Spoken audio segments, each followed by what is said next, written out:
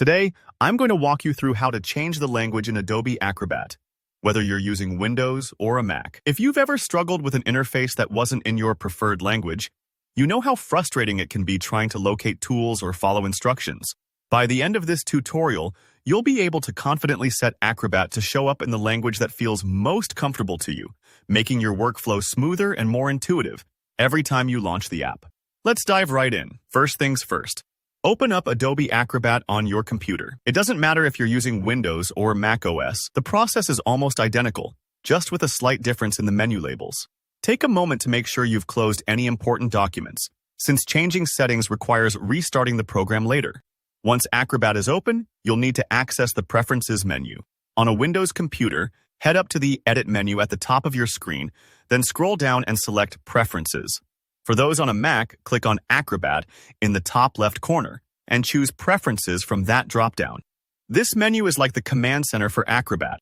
If you've ever changed your homepage or set up your signature, you've probably seen it before. With the Preferences window open, take a look at the left sidebar. You'll see a list of categories that control different aspects of how Acrobat looks and behaves.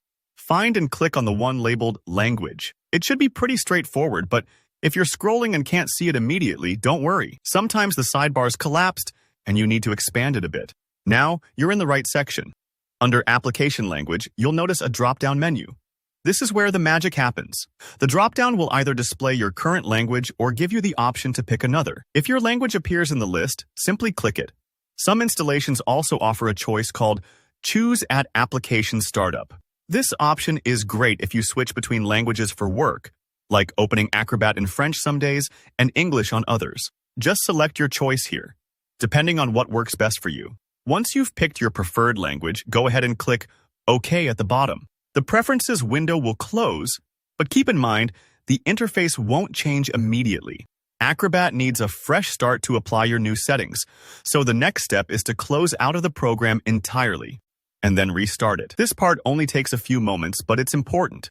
Restarting ensures all the menus, toolbars, and dialogues update to your selected language. When Acrobat reopens, you should see everything displayed just as you wanted it. If you chose Choose at Application Startup, Acrobat will prompt you each time you launch, letting you pick the language right then and there.